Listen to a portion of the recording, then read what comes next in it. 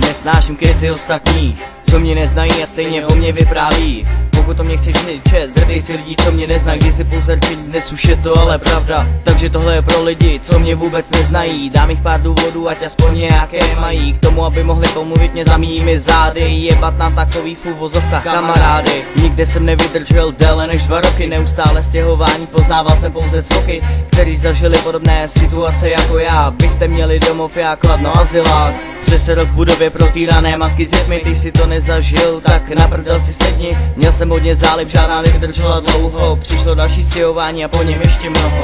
Chtěl jsem se naplno věnovat fotbalu, ale co jsem měl dělat, když jsem měl fotra ožralu. Doma výpras, když špatnou známku dostanu, ve škole jsem musel snášet denodenní šikanu. Čekala mě skvělá budoucnost, jazyková škola, jenže stěhování směr Kolín, bylo to tu znova. Znova poznat nové věci, znova potkat nové lidi. Teď jsem dal ven události, za které se stydím.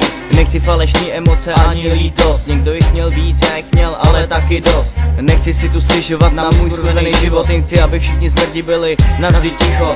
Ale to bych byl asi vážně naivní, navždy budou lidi závistiví, ulhaný a protivní. Ještě že mám kámoše, co se na mě nevyserou, takovej jaký jsem, i s chybama mě berou. Jim bych neublížil ani za cokoliv na světě, bachci na své cestě životem ostatní uhněte. Nechtěl jsem to psát, ale nebylo už pomoci, za mou pravdu pojďte všichni do mě jako buldoci. Tohle je vzkaz všem závistivým buznám, co vyprávěj keci a vůbec se fakt neznají.